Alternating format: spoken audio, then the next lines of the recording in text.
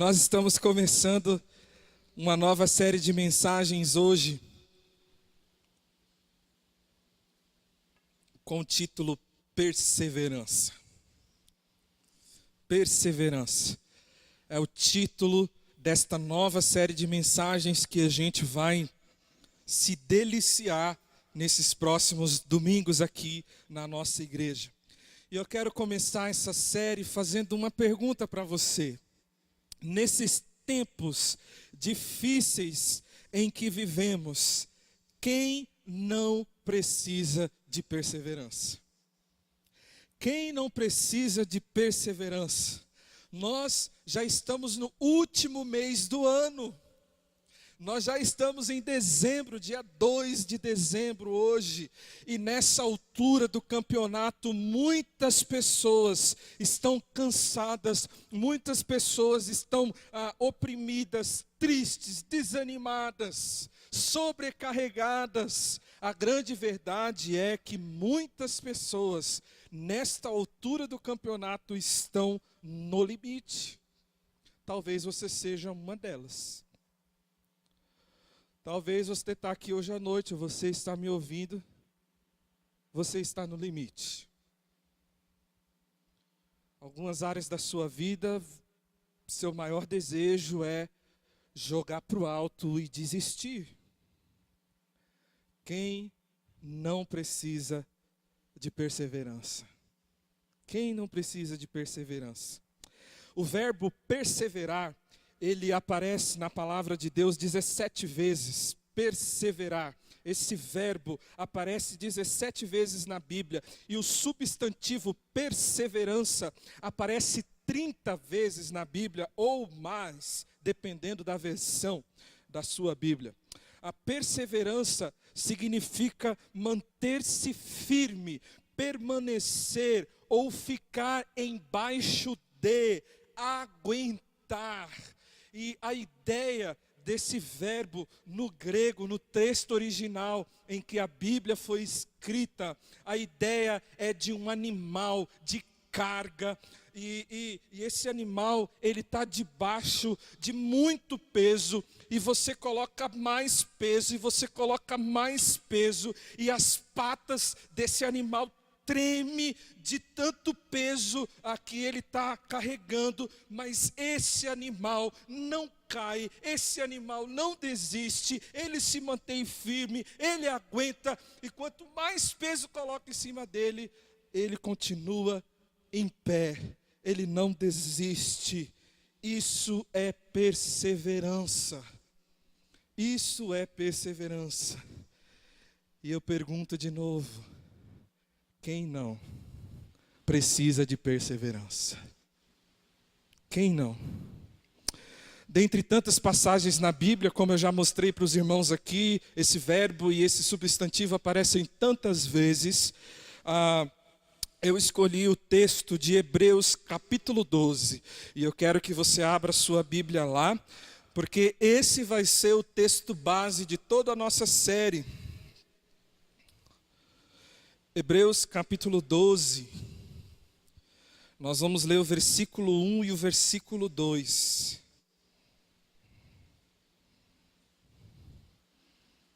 Hebreus capítulo 12, nós vamos ler o verso 1 e 2.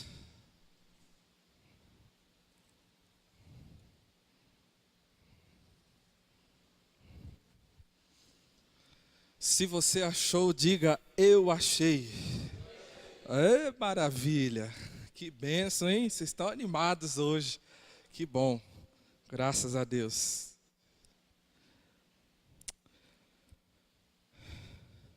A palavra do Senhor diz assim: portanto, também nós, uma vez que estamos rodeados por tão grande nuvem de testemunhas, livremo-nos de tudo que nos atrapalha e do pecado que nos envolve, e corramos com perseverança a corrida que nos é proposta, tendo os olhos fitos em Jesus, o autor e consumador da nossa fé. Ele, pela alegria que lhe fora proposta, suportou a cruz, desprezando a vergonha, e assentou-se à direita do trono de Deus. Glória ao Senhor. Que bênção. Irmãos, a carta aos Hebreus foi escrita para cristãos que estavam cansados e queriam desistir, queriam abandonar a confiança em Deus e a prática da vida cristã. E por que eles chegaram a esse ponto de querer desistir, de querer abandonar a confiança em Deus e a prática da vida cristã? Porque eles estavam sendo fortemente perseguidos, eles eram acusados de traição, eles sofriam blasfêmia, alguns foram deixados e abandonados pelos seus familiares, pelos seus amigos, pelos seus parentes, simplesmente foram deixados e abandonados. Outros perderam o emprego, outros perderam seus bens e propriedades, e muitos foram torturados e presos. É por isso que eles chegaram a esse ponto de querer desistir, de querer abandonar a fé, de querer abandonar a vida cristã que estava proposta a eles. E então, irmãos, pensando em tudo isso, pensando nessa realidade, o autor de Hebreus então escreve esse capítulo 12, com o objetivo de encorajar esses irmãos, de encher esses irmãos de esperança, de ânimo. A carta aos Hebreus, principalmente esse capítulo, é um grito dizendo: não façam isso, não desistam de Cristo, não abandonem a fé, não voltem para a antiga vida de vocês, não abram mão dos valores e princípios do reino de Deus. Eu sei que a carga está pesada demais, mas permaneçam em pé, aguentem firmes. Esse é o grito do autor da carta de Hebreus, principalmente aqui nesse capítulo 12. No capítulo 4 também ele vai tratar um pouco sobre isso, se você quiser dar uma olhada depois com mais calma. E tem algo muito interessante para a gente já notar aqui de primeira. Eu não sei se você prestou atenção, mas o autor diz assim: corramos.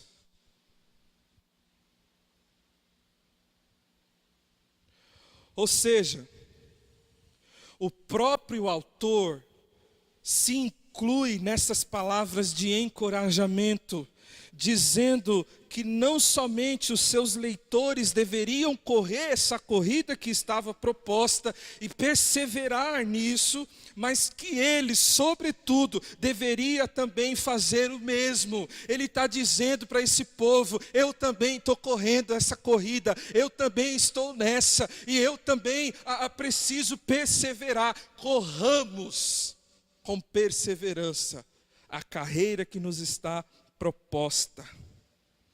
E aí, o autor de Hebreus, ele vai usar uma figura para poder ensinar esses irmãos e encorajar esses irmãos a perseverarem na fé, na vida cristã, nos valores, nos princípios do reino de Deus. Então, o autor ele usa essa figura que era muito conhecida por eles ali naquele contexto, que era a maratona. Naquela época, irmãos, a maratona era uma competição assim, muito conhecida, muito esperada pelo povo. É como se fosse para nós a Copa do Mundo. Sabe como é que é, né? Brasileiro ama futebol e a gente fica contando ali os anos para ver quando que vai chegar a Copa do Mundo, torcer pela nossa seleção. A maratona era assim para aquele povo. Para os leitores desta carta fazia muito sentido isso, porque era uma competição que eles conheciam muito bem. E a maratona era uma corrida de longa distância. A maratona não era uma corrida de 100 metros rasos, que é feita em questão de segundos. Mas a maratona era uma competição longa. A maratona exige um bom preparo físico. Os competidores não podiam de jeito nenhum desanimar e desistir. Eles tinham que chegar até o fim, eles tinham que cruzar a linha de chegada. O que nós aprendemos com isso? O que isso tem a ver comigo e com você? Irmãos, assim como um atleta nas competições olímpicas corre a maratona com perseverança até o seu objetivo, que é atravessar a linha de chegada e vencer, nós como cristãos também somos atletas de uma maratona chamada vida cristã. E portanto, irmãos, nós devemos também, como um atleta, mas um atleta de Cristo, correr com perseverança. E o texto também diz que nós, uma informação muito importante aqui para a gente, nós estamos rodeados por tão grande nuvem de testemunhas. Olha só que interessante isso. Aí a pergunta que vem é: quem são essas testemunhas? Quem são essas testemunhas? Nós estamos rodeados de tão grande nuvem de testemunhas. Você vai para o contexto e você vai saber quem são essas testemunhas. Está escrito no capítulo anterior, capítulo 11. São homens de fé. Abel, Noé, Abraão, Jacó, José, Moisés, Gideão, Davi, Samuel, os profetas e tantos outros. Esses são as testemunhas que nos rodeiam. E essas pessoas, elas dão testemunho para a gente de que Deus, Ele é fiel, Ele cumpre as suas promessas e que vale a pena viver pela fé, ainda que a gente sofra tanto.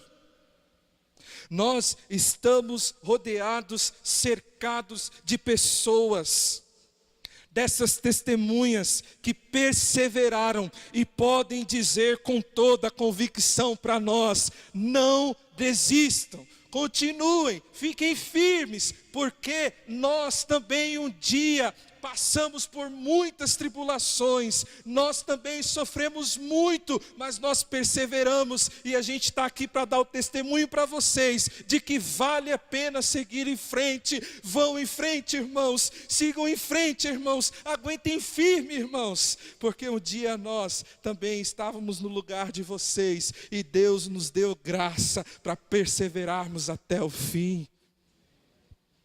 Essas são as testemunhas que nos cercam.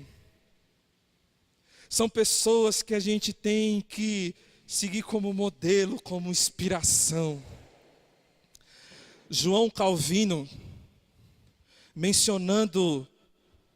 comentando esse trecho aqui, ele disse o seguinte: em vista disso, os cristãos deveriam olhar como motivação para a vida de perseverança na fé desses crentes e seguirem o exemplo deles. Isto é, deveriam perseverar firmes na fé, na maratona da vida cristã. Palavras de João Calvino. Irmãos, essa é a ideia e a proposta da nossa série de mensagens. É isso que a gente vai fazer nesses próximos domingos, hoje e nos próximos domingos. Nós iremos olhar para a vida de alguns desses homens que são exemplos de fé e perseverança, que correram, que lutaram, que sofreram, mas perseveraram. E com certeza nós podemos olhar para o exemplo deles e aprender lições preciosas que nos encorajarão a viver como eles viveram. E hoje, o meu convite para você é da gente olhar para a vida de Abraão e aprender com ele como perseverar nessa maratona, nessa jornada que se chama vida cristã. Vocês estão animados? Estão prontos? Então aperta os cintos aí, vamos nessa. Vamos para a história de Abraão. Vamos dividir essa história em alguns episódios, como se fosse uma série da Netflix, e vamos tirar algumas lições preciosas para nós. Por que Abraão? O texto diz para a gente, dá uma olhada lá em Hebreus capítulo 11. Hebreus capítulo 11, vamos ler o versículo 8 e o versículo 11. Hebreus capítulo 11, o versículo 8 e o versículo 11.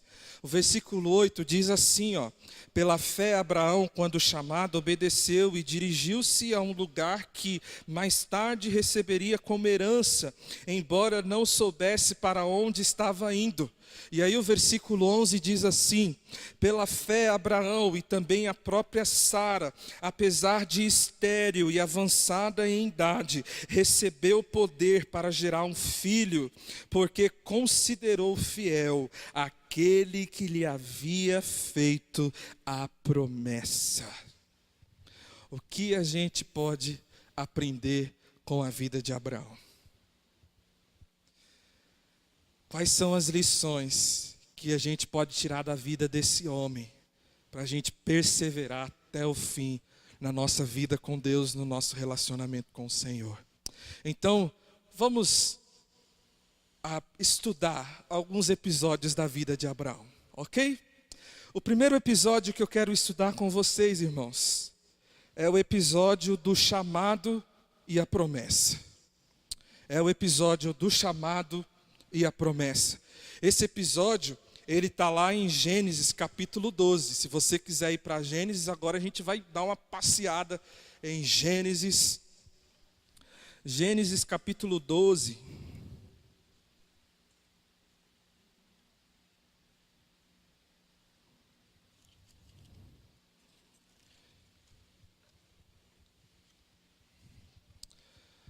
A história de Abraão começa em Ur dos Caldeus, essa cidade chamada Ur dos Caldeus, onde Abraão vivia em uma casa confortável e em circunstâncias agradáveis.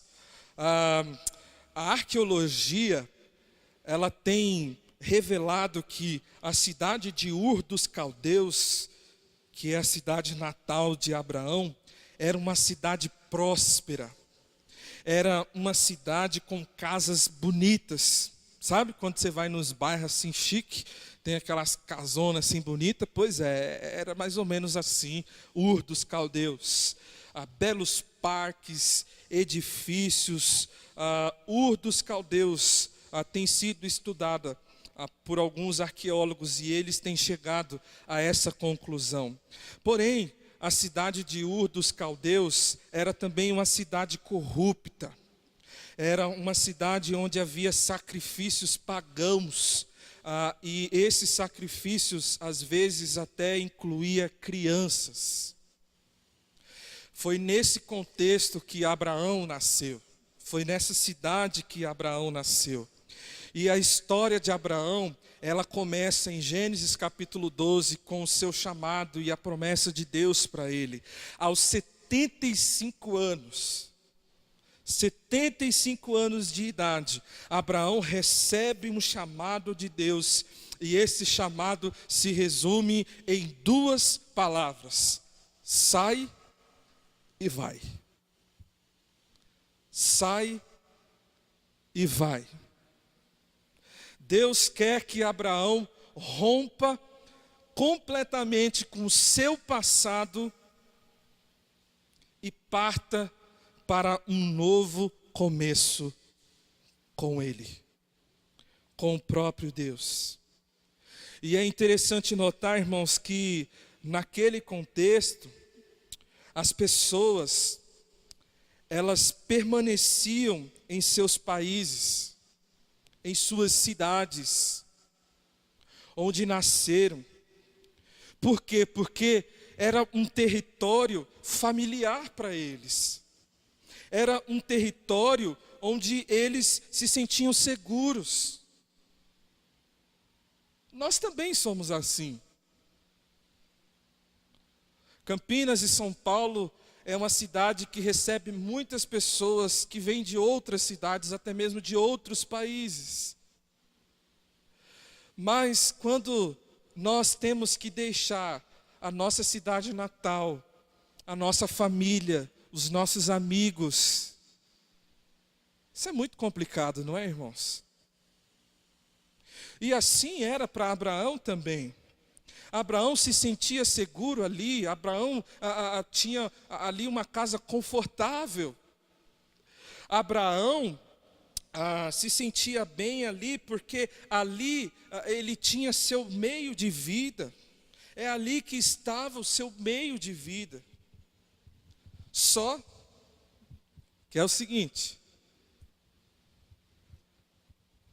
esse chamado, ele vai ficar um pouco mais complicado ainda. Sai e vai. Só que assim, piora mais um pouquinho, fica um pouco mais difícil. Primeiro, irmãos, existe esse desafio de sair. Sair já é um grande desafio, já é um baita desafio. Deixar sua zona de conforto, deixar o seu território familiar, o seu lugar seguro, o seu meio de vida. Então Abraão deve ter pensado assim: ok, Deus, estou disposto a sair. Só que assim, para onde que eu vou? Aí Deus responde: então, Abraão, você vai ter que sair, e você vai ter que sair sem saber para onde vai. Aí Abraão fala bem assim: não tem endereço? Deus responde: não. Se fosse nos nossos tempos, talvez eu ia falar bem assim: Deus, não tem como eu dar uma olhada no Google antes? Colocar lá o destino e dar uma olhada, como chegar no lugar. Eu faço isso quando eu não sei o caminho para chegar no meu destino. Dou uma olhada no Google, dou uma olhada lá no satélite e tal. Aí Deus falou bem assim: não tem não. Tá bom, tem como usar o Waze? Então, também não. Abraão, você tem dois grandes desafios: sair e ir para onde você nem sabe o que é.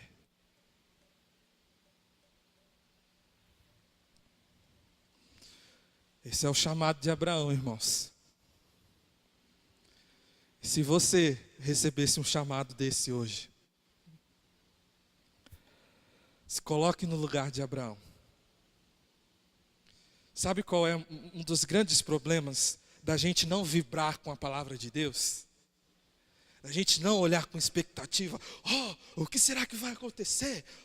Qual será os próximos capítulos? Não é igual uma série assim que a gente assiste, porque a gente já sabe o final da história.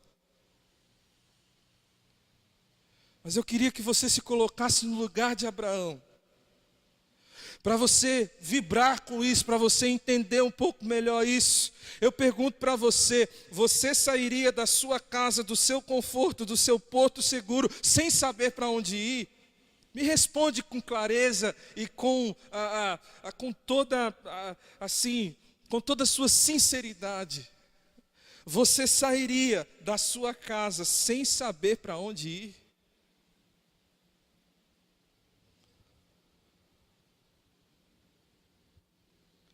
Só que junto com esse chamado, irmãos, existe uma promessa. Existe uma promessa maravilhosa. E assim, eu não posso entrar nos pormenores, porque eu não tenho tempo para explicar essa promessa tão grandiosa. Mas aí, no capítulo 12, no versículo 2, ó a promessa aí, ó. Deus faz o chamado, mas Deus também dá a promessa. E ele diz assim, olha que promessa incrível, irmãos. Acompanha aí, ó. Farei de você um grande povo e o abençoarei, tornarei famoso o seu nome, e você será uma bênção. Abençoarei os que o abençoarem e amaldiçoarei os que o amaldiçoarem, e por meio de você todos os povos da terra serão abençoados. Meu Deus, que promessa incrível, que promessa grandiosa. Farei de você um grande povo. Todos os povos da terra, por meio de você, serão abençoados. Abraão tem diante dele um desafio enorme, que talvez muitos de nós não iríamos aceitar. Mas ele também tem uma grande promessa. Irmãos, diante de um desafio, de um chamado tão difícil e desafiador, Abraão, ele faz o quê? Ele sai e vai. Louvado seja Deus por isso. Ele sai e vai. Ele obedece. E essa decisão, irmãos, muda completamente a vida de Abraão, a vida da sua família, muda completamente a sua descendência, muda a história. Muda a história. Esse chamado, essa decisão de Abraão muda a história. Abraão, ele é conhecido. Abraão, ele é lembrado mesmo depois de 4.000 anos de sua existência. Através de Abraão foi feito um grande povo. Tudo isso aconteceu, irmãos, porque um dia ele ouviu a voz de Deus, ele ouviu o chamado de Deus e obedeceu. Por que que Abraão é tão respeitado? Porque todos os povos da terra são abençoados através desse homem, porque ele ouviu a voz de Deus e ele obedeceu. O que que a gente pode trazer para as nossas vidas com esse primeiro episódio, que é o chamado e a promessa? Vai lembrando aí, hein? Primeiro episódio, o chamado e a promessa. O que que a gente pode aprender aqui? Primeiro, muitas coisas podem acontecer em nossa vida quando ouvimos a voz de Deus através da sua palavra. E ao invés de resistir, nós nos entregamos e obedecemos. Deixa eu te dizer uma coisa, meu irmão. Quando você ouve a voz de Deus, e ao invés de resistir, ao invés de argumentar, ao invés de querer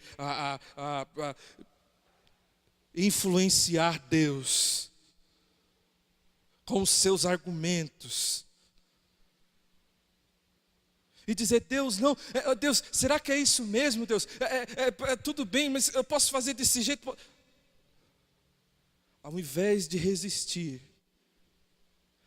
se você obedece à voz de Deus, grandes coisas podem acontecer na sua vida.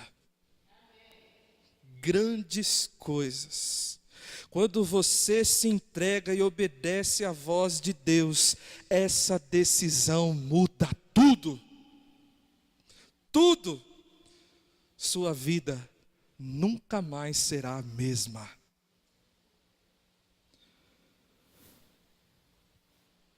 Nós aprendemos também que Deus, Ele tem promessas maravilhosas para aqueles que ouvem e obedecem a sua voz. Deixa eu te lembrar isso. Deus tem promessas maravilhosas para você, que obedece, que sai e vai, que ouve a voz do Espírito Santo através deste livro aqui e decide obedecê-lo, decide andar nesse caminho. Deus tem promessas maravilhosas para você, em nome de Jesus.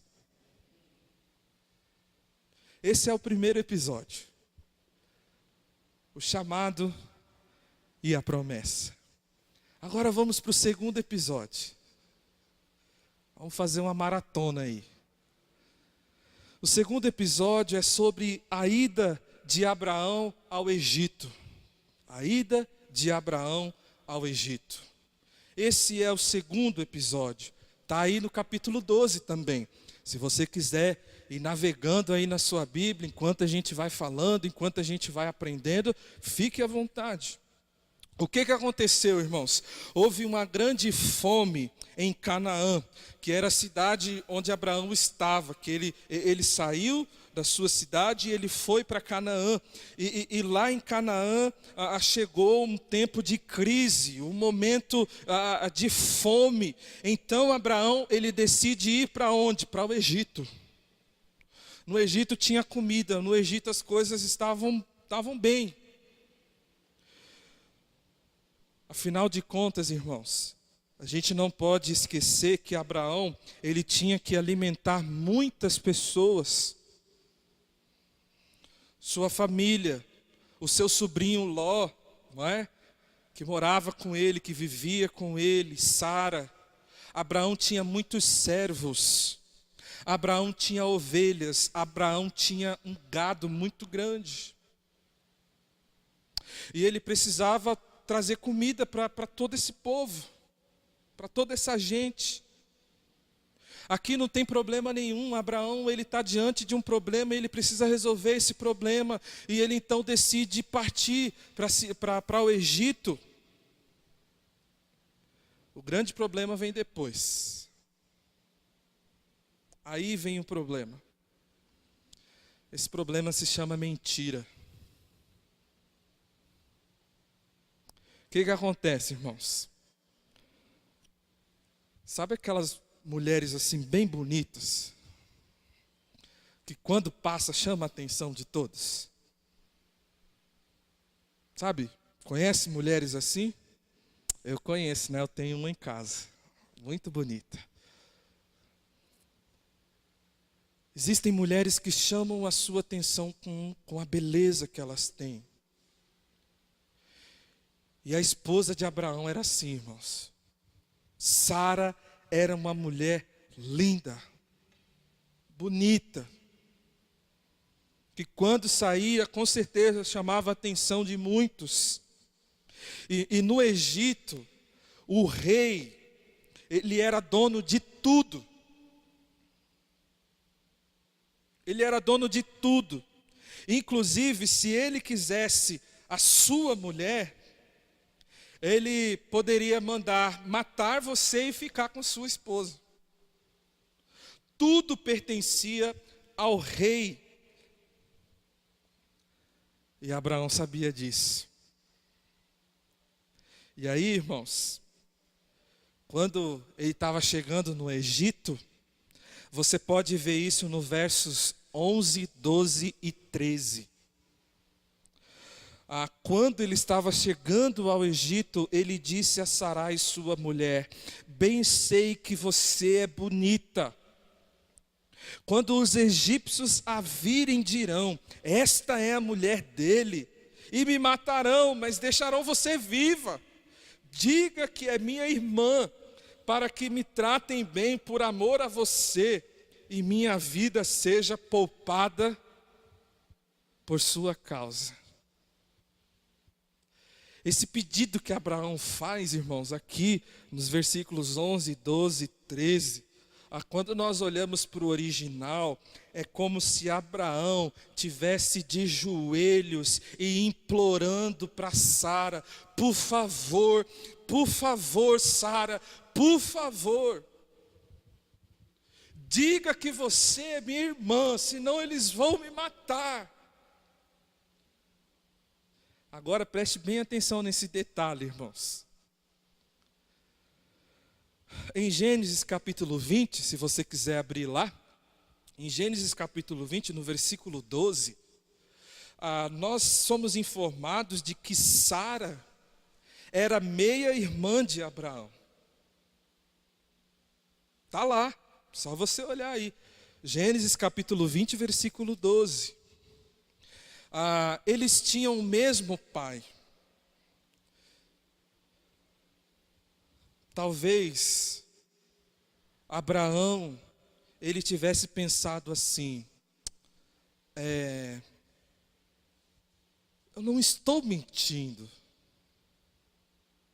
Sabe, Sara, a gente não está mentindo, porque eu estou apenas dizendo uma meia-verdade. Diga a eles que você é minha irmã e tudo vai ficar bem, nós vamos ficar aqui, nós teremos todo o alimento que precisamos, vamos sobreviver, vamos voltar para Canaã e tudo vai dar certo. Só que não. Só que não. Irmãos, uma meia-verdade é uma mentira completa. Uma meia-verdade é uma mentira completa. E essa mentira de Abraão, de Sara, vai causar uma série de problemas na vida de Abraão. Primeiro, você consegue imaginar como que Sara se sentiu a respeito de tudo isso? Mulheres, vocês conseguem imaginar como que Sara se sentiu diante de um pedido desse?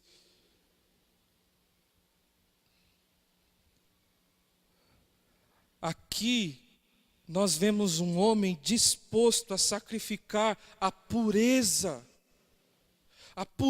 da sua esposa, a fim de salvar a si mesmo. Aqui nós vemos Abraão disposto a arriscar tudo o que Deus prometeu. Lembra da promessa? Abraão está disposto a arriscar tudo isso apenas para salvar a sua vida. Só que o plano não deu certo, irmãos. O plano não deu certo.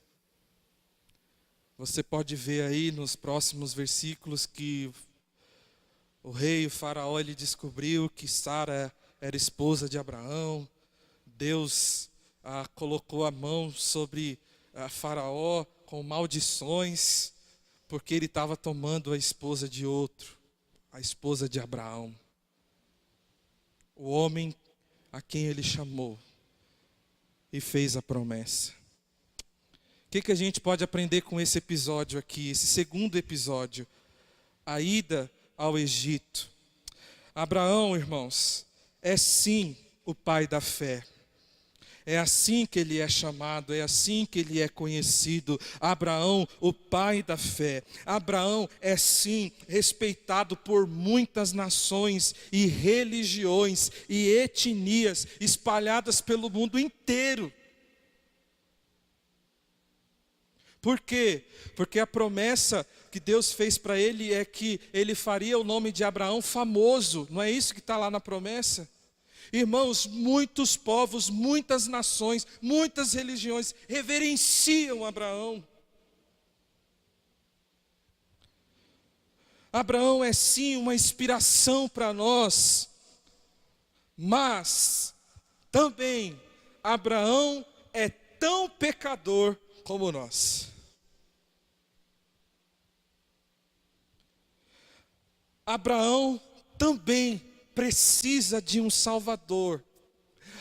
Abraão também precisa de graça, de misericórdia, porque todos pecaram e carecem da glória de Deus.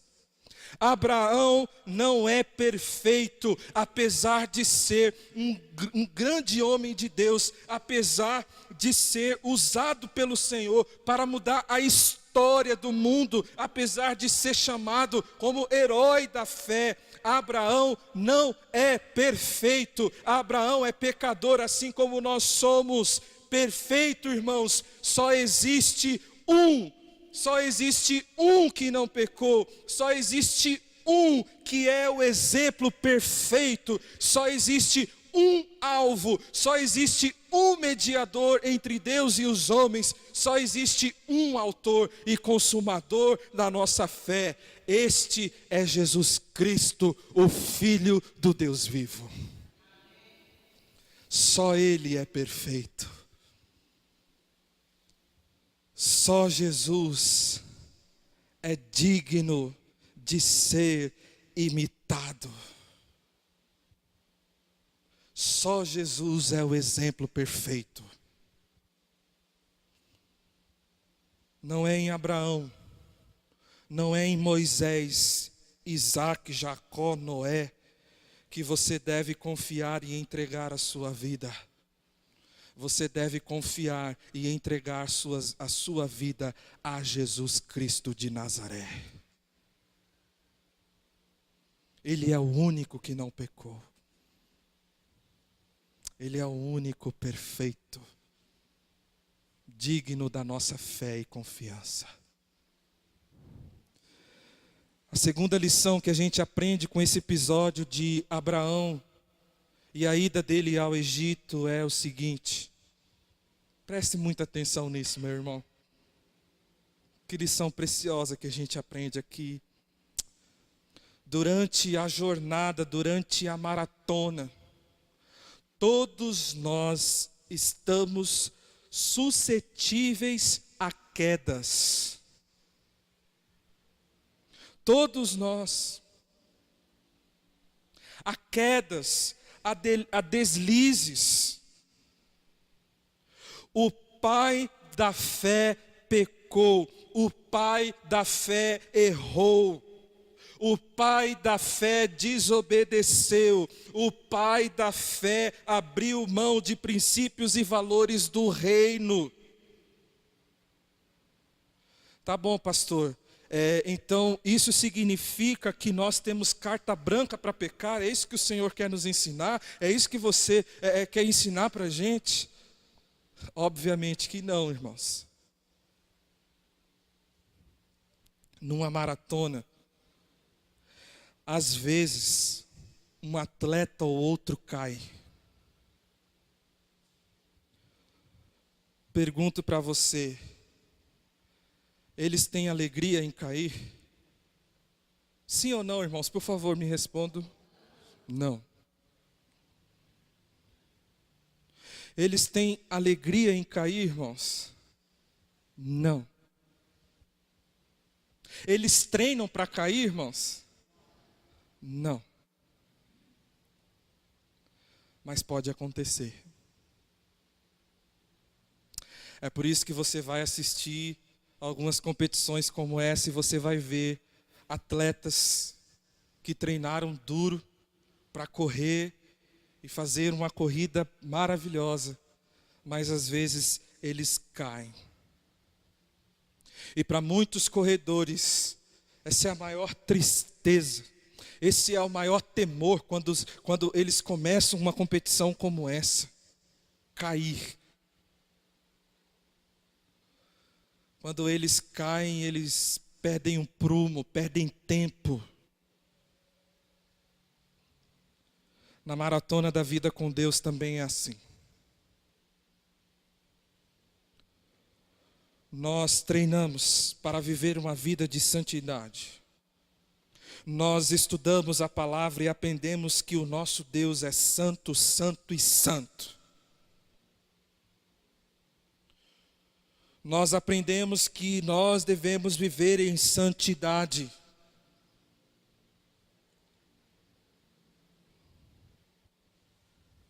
Sabemos que o foco nos tira. Sabemos que o pecado tira o nosso foco, tira o prumo da gente, tira a nossa alegria. Quando a gente cai no pecado, quando a gente cai no deslize, isso traz tristeza para nós. É um acidente de percurso que a gente não gostaria que acontecesse, mas pode acontecer. Aconteceu com Abraão. E aí eu quero chamar a sua atenção para o seguinte.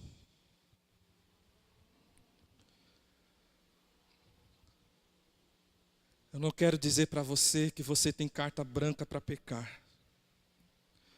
Mas eu quero dizer para você que se você cair, a mão de Deus está pronta para te levantar. Se você cair, a graça e o perdão da parte de Deus está pronto para você. Quando você cai, o diabo diz: para que se levantar? Continue assim, caído, continue pecando, continue satisfazendo os desejos da sua carne, continue fazendo aquilo que te faz feliz. Levantar dá trabalho, levantar exige esforço, continua aí. Mas quando você cai, Deus diz: filho, levante-se. Filho, levante-se. Filho, há perdão. Filho, há restauração para você. Filho, confesse. Filho, arrependa-se e siga em frente. A minha mão está pronta para te levantar. Onde abundou o pecado, superabundou a graça. Louvado seja Deus por isso. Teresa Ávila disse certa vez: uma prova de que Deus esteja conosco não é o fato de que não venhamos a cair, mas que nos levantamos depois de cada queda. Vou repetir: uma prova de que Deus esteja conosco não é o fato de que não venhamos a cair, mas que nos levantemos depois de cada queda. Deixa eu te dizer, na maratona da fé, é preciso aprender a correr e a se levantar.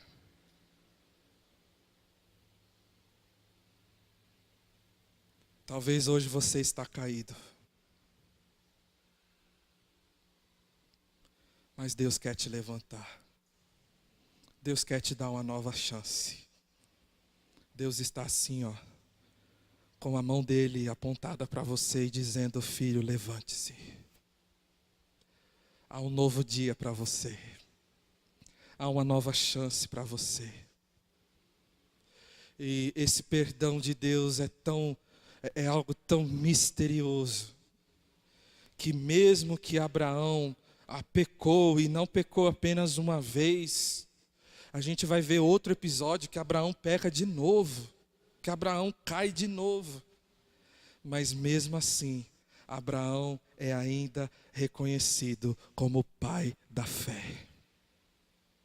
Por quê, irmãos?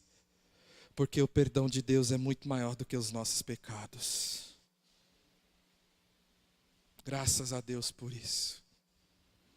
Se você está caído, levante-se. Levante-se. Vamos para o terceiro episódio? A gente já está caminhando aí para o final.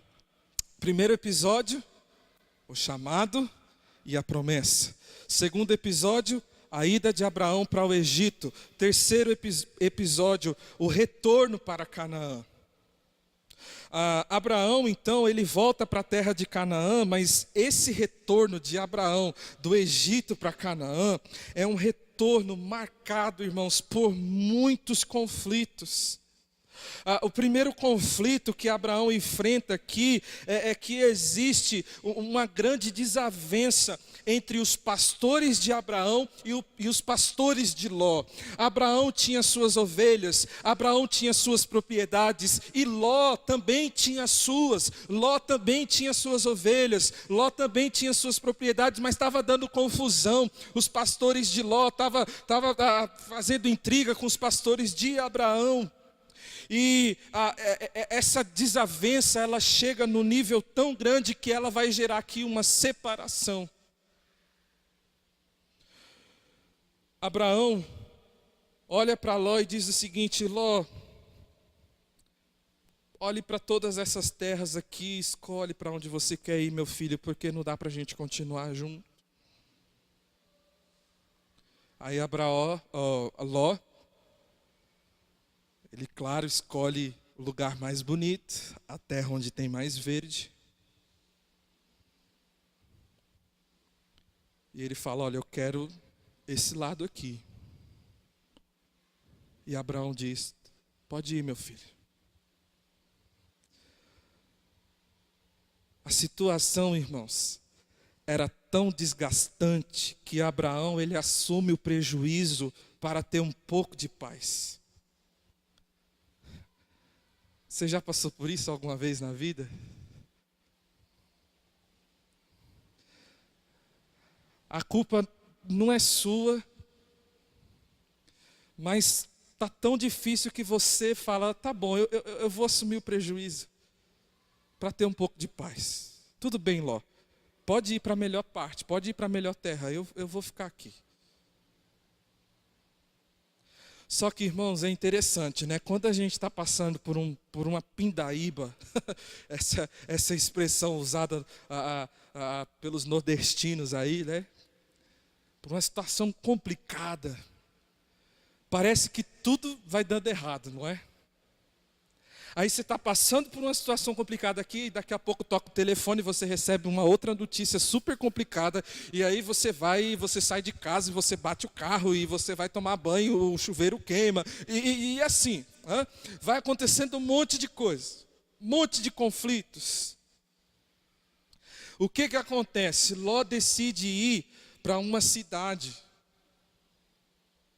e naquela cidade acontece uma guerra, e naquela guerra Ló, ele se torna um refém nas mãos daqueles que estão ali fazendo sabe, querendo trazer guerra e violência para aquela cidade, e de repente Ló se torna um refém nas mãos daqueles homens. Aí o que acontece? Chega a notícia para Abraão. Abraão, é o seguinte: seu sobrinho está como refém. O que Abraão faz? Abraão junta todos os seus servos, todo o seu povo, e ele entra numa guerra que nem dele era. Você imagina isso? Já aconteceu isso com você? De você ter que resolver problemas que nem é seu? De você entrar em guerras que nem foi você que causou? Aconteceu com Abraão. Abraão vai, entra no meio de toda aquela guerra, salva Ló, Ló volta para a sua cidade e Abraão volta para a cidade dele. No meio do caminho, há um encontro muito marcante na vida de Abraão. Ele tem um encontro com um homem chamado Melquisedeque.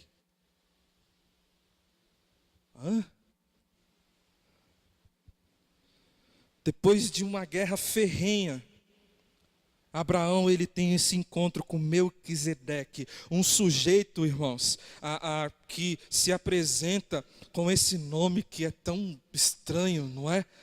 Melquisedeque. E esse homem, assim, não tem como saber o seu RG, seu CPF, seu endereço, não tem.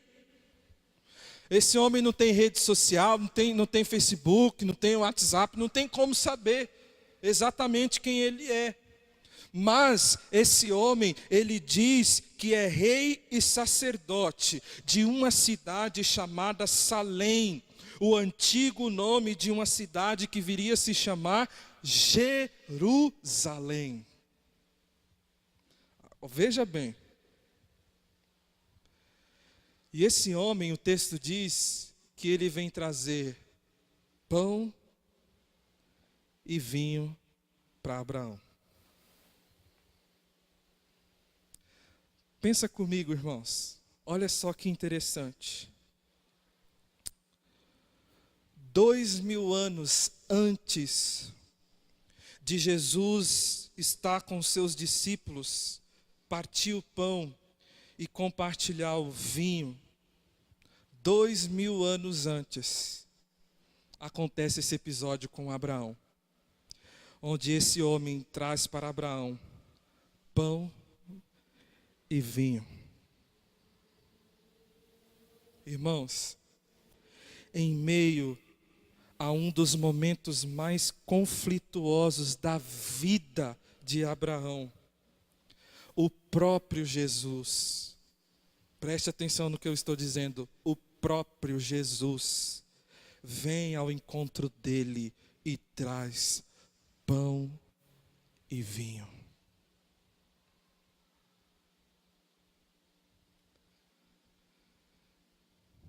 Esse episódio da história de Abraão nos ensina que na caminhada com Deus nós enfrentamos sim momentos de conflitos, momentos de tristeza, momentos de derrota. Caminhar com Deus não é só vitória, como diz uma grande poeta da música gospel. Agora é só vitória, agora é só vitória, agora é só vitória, só vitória.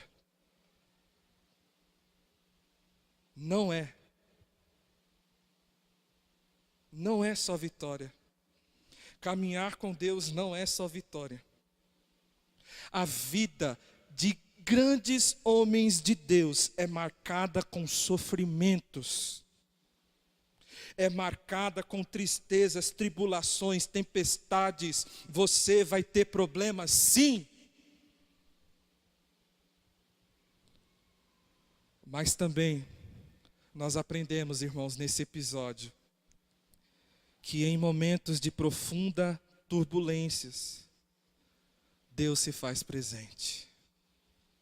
Deus se faz presente. Deus usa pessoas para nos lembrar que a caminhada pode ser difícil, mas Ele está sempre conosco. Deus se faz presente, independentemente do que você tem passado, Deus está dizendo, eu estou com você e eu vou suprir tudo aquilo que você precisa. Por mais difícil que a caminhada seja, Deus está presente. Deus está presente. Quarto episódio, o filho da promessa. Eu vou falar mais rápido aqui que o meu tempo já era. O que acontece nesse quarto e penúltimo episódio da vida de Abraão? Primeiro, a Sara, ela sugere para Abraão que ele deite-se com a sua serva e tenha um filho com ela.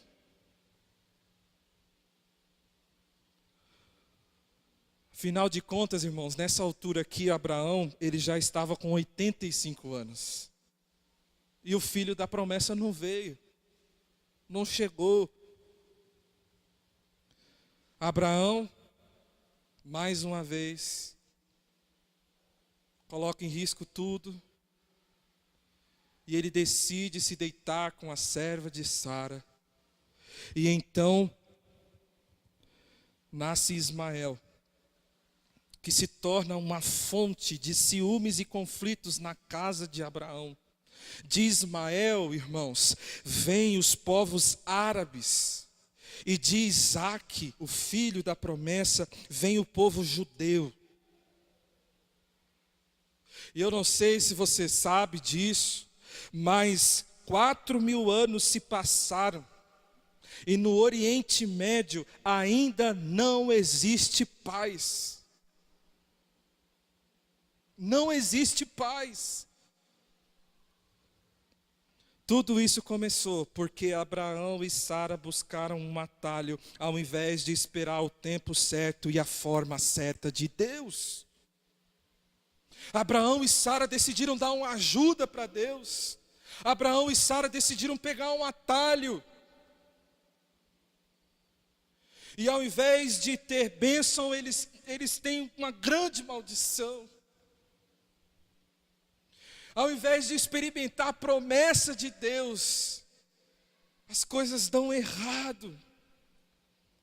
E então, irmãos, Deus vem ao encontro de Abraão e reforça a promessa que fez a ele e Sara. Olha, Abraão, Sara dará a luz ao seu filho, Isaque, o filho da promessa, é Sara. Vai vir de Sara, Abraão. E aqui, Abraão tem 100 anos. Você diz assim, é impossível, pastor. Mas nasce Isaque.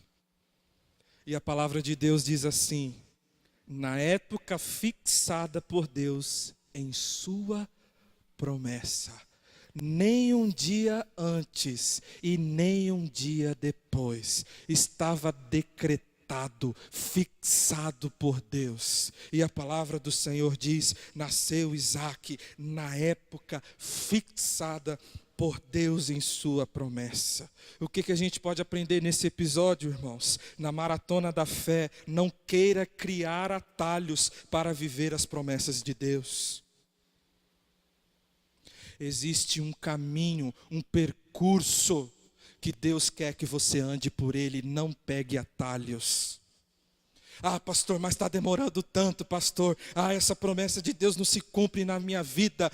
Não pegue atalhos, espere o momento certo, não se precipite, não seja como Abraão, não seja como Sara. Mesmo que demore, espere, continue crendo, que no tempo certo e da forma certa, Deus cumprirá as promessas dele em sua vida. E por último, para a gente encerrar, o teste da fé. O chamado e a promessa, a descida para o Egito, a volta para Canaã, o filho da promessa e por último, o teste da fé. O que acontece nesse episódio? Primeiro, Deus coloca Abraão à prova, pedindo o sacrifício de Isaque. Abraão, eu quero pedir um sacrifício para você. Pois não, Deus. O que o Senhor quer? Pode pedir o que o Senhor quiser. O Senhor é uma bênção. O Senhor cumpriu sua promessa. Eu estou pronto. O que o Senhor quer? Então, eu quero que você sacrifique o seu filho.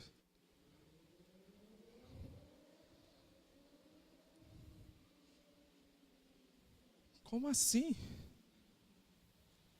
A gente esperou tanto, a gente até cometeu um erro, porque a gente não estava aguentando esperar o Senhor, traz o filho da promessa, e agora eu tenho que sacrificar.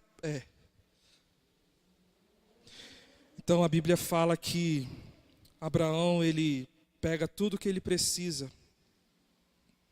e ele sobe o monte, com Isaque, com a lenha, com todas as ferramentas que eles precisavam para sacrificar um animal a Deus. Abraão decide obedecer.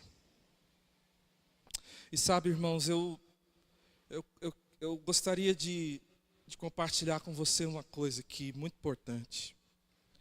As grandes bênçãos de Deus têm o poder de se tornarem ídolos em nossas vidas.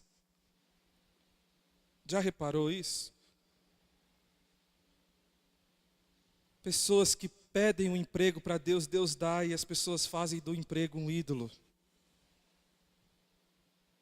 As pessoas pedem para Deus um namorado, uma namorada, Deus dá e fazem do namorado ou namorada um ídolo. Esquecem de Deus. E se existe uma bênção que Deus dá para nós, e ela pode se tornar tão facilmente um ídolo, é um filho. É um filho. Você tem que tomar muito cuidado para não fazer do seu filho um ídolo. Porque se você faz dele um ídolo, você está transformando sua bênção numa maldição. Abraão foi posto à prova. E ele tinha que escolher entre as bênçãos de Deus e o Deus das bênçãos. E Abraão, com a atitude que ele teve, ele escolheu o Deus das bênçãos. Porque ele sabe que Deus é muito melhor do que qualquer bênção que ele pode dar. E é essa a grande lição que a gente aprende aqui. O que é mais importante para você? As bênçãos de Deus? Ou o Deus das bênçãos?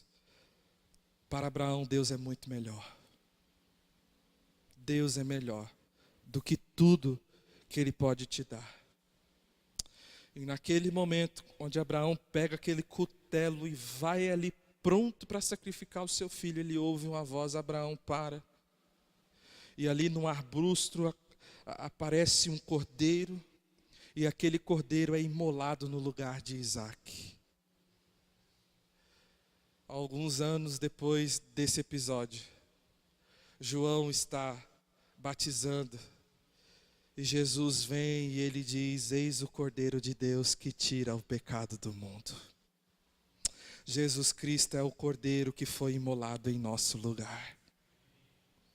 Assim como Deus providenciou um cordeiro para morrer no lugar de Isaque, Deus providenciou o cordeiro dele para morrer em nosso lugar. Eu quero concluir então, tirando 3 lições muito práticas aqui para nós. Abra sua Bíblia em Gênesis 21. E com esse texto a gente vai encerrar. Gênesis 21, do versículo 1 ao versículo 3, diz assim: o Senhor foi bondoso com Sara como lhe dissera, e fez por ela o que prometera. Sara engravidou e deu um filho a Abraão em sua velhice, na época fixada por Deus em sua promessa. Abraão deu o nome de Isaque ao filho que Sara lhe dera. Preste atenção em 3 lições práticas aqui para nós, para perseverarmos na maratona da vida cristã. Primeiro, irmãos, para perseverar na corrida da fé cristã, é preciso lembrar constantemente do caráter e do cuidado de Deus. O versículo diz: Deus foi bondoso. Deus foi bondoso. Lembre-se, meu irmão, Deus é bom. Deus é bom. Não importa o que você tem passado, não importa se você está caído, se você está de pé, não importa as lutas que você tem enfrentado nessa maratona, não esqueça, Deus é bom o tempo todo, e o tempo todo Deus é bom. Eu não sei, eu não entendo, tem algumas situações que eu passo que não faz sentido, que eu sou tentado a perguntar para Deus: por que, Deus? Mas eu tenho que me lembrar, Deus é bom, Deus tem um caráter, e a bondade faz parte do caráter de Deus. Eu não sei o que você está passando, mas independente do que você está passando, Deus continua sendo bom, Deus continua sendo Deus. Segundo, no versículo 1, tem uma parte que diz assim: e fez por ela o que prometera. Para perseverar, é preciso lembrar constantemente das promessas de Deus. Constantemente. Naquele momento em que você está pensando em desistir, que está apertado, está difícil, você precisa se lembrar das promessas de Deus. Meu filho, nunca te deixarei, de maneira alguma te desampararei. Meu filho, em Cristo Jesus, todas as suas necessidades serão supridas. Meu filho, buscai primeiro o reino de Deus e todas as outras coisas vos serão acrescentadas. Lançai sobre mim todas as suas ansiedades, porque eu tenho cuidado de vós. Só que deixa eu te falar uma coisa. Para você lembrar das promessas de Deus, você precisa saber quais são as promessas de Deus. E para você saber quais são as promessas de Deus, você precisa ir para a palavra. Porque nos momentos em que você estiver pensando em desistir, você vai se apegar a essas promessas. E a última lição que a gente tira desse trecho é: confie no tempo certo e na maneira certa de Deus. O que você tem esperado? Continue esperando. Continue confiando. Não crie atalhos. Confie nas promessas de Deus para a sua vida. No momento de Deus e no tempo certo de Deus, na forma certa de Deus, Ele vai realizar. Amém? Vamos ficar de pé?